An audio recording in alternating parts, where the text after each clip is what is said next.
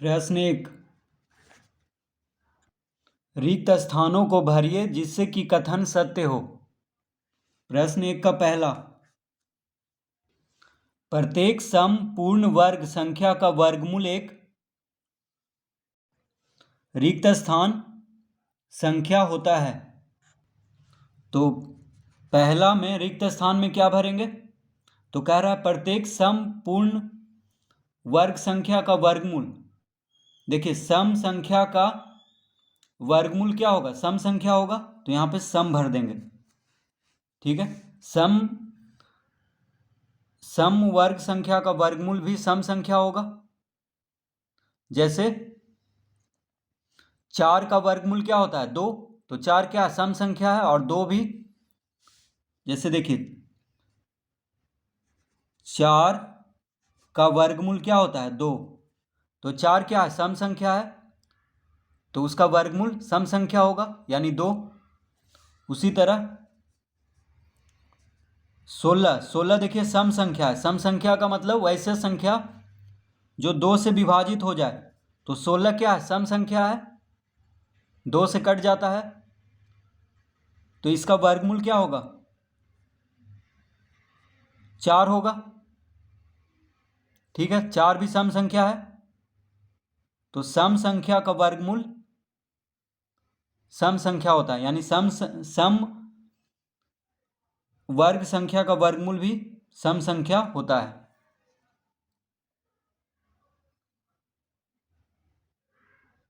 यानी जो संख्या पूर्ण वर्ग संख्या है और सम संख्या भी है, उसका वर्गमूल एक सम संख्या होता है।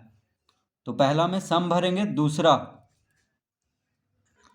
प्रत्येक विषम पूर्ण वर्ग संख्या का वर्गमूल एक रिक्त स्थान संख्या होता है।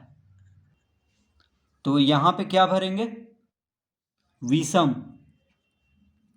क्यों भरेंगे? क्योंकि कह रहा है प्रत्येक विषम पूर्ण वर्ग संख्या का वर्गमूल एक विषम संख्या होता है। तो देखिए विषम संख्या का वर्गमूल, तो जैसे 9 क्या है? विषम संख्या है, और 9 पूर्ण वर्ग संख्या है, तो इसका वर्गमूल क्या होगा? 3 होगा। तो 3 भी विषम संख्या है। ठीक है, तो 9 विषम संख्या है और इसका वर्गमूल भी विषम संख्या होगा। विषम संख्या का मतलब वैसा संख्या जो 2 से विभाजित ना हो। जैसे देखिए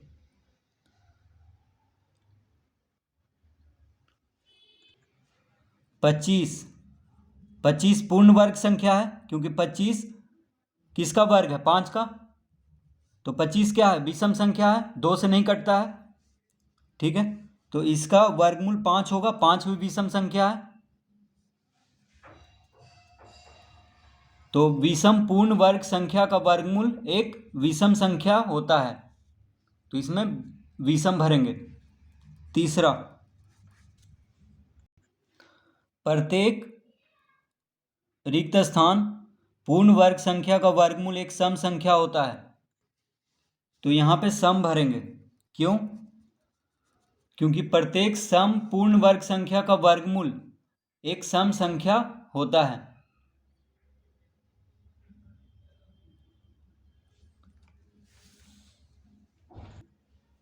जैसे देखिए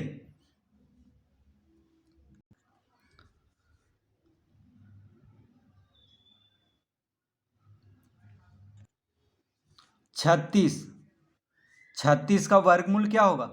6 होगा। तो प्रत्येक सम पूर्ण वर्ग संख्या का वर्गमूल एक सम संख्या होता है।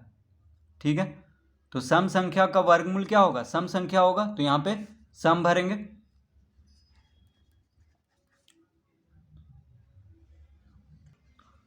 प्रत्येक रिक्त स्थान पूर्ण वर्ग संख्या का वर्गमूल एक विषम संख्या होता है। तो यहां पे विषम भरेंगे। तो प्रत्येक विषम पूर्ण वर्ग संख्या का वर्गमूल एक विषम संख्या होता है। जैसे 81 क्या है? विषम संख्या है, तो इसका वर्गमूल क्या होगा? 9, यानी 9 क्या है? विषम संख्या है, तो विषम संख्या का वर्गमूल भी क्या होगा? विषम संख्या।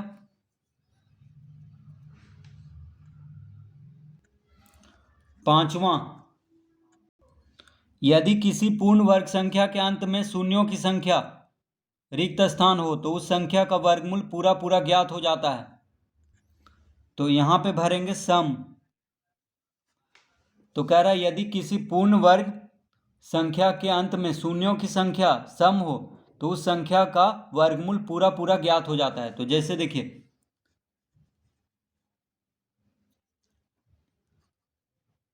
1000 का वर्गमूल, 1000 क्या है, पूर्ण वर्ग संख्या नहीं है, ठीक है।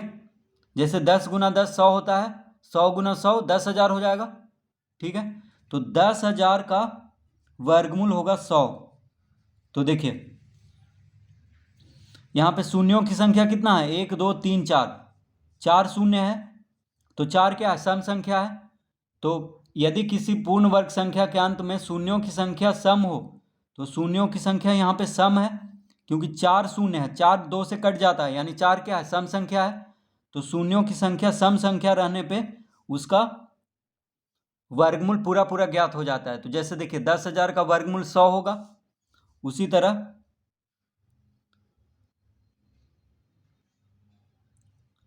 10 में देखिए एक शून्य है, तो 10 पूर्ण वर्ग संख्या नहीं है।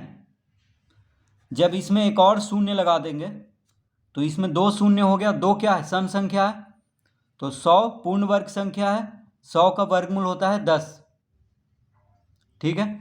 तो शून्यों की संख्या अगर सम संख्या है तो उसका वर्गमूल पूरा पूरा ज्ञात हो जाता है। जैसे कोई भी संख्या के अंत में देखिए शून्य अगर 2 रहेगा तो भी इसका वर्गमूल हो जाएगा क्या, 20 होगा।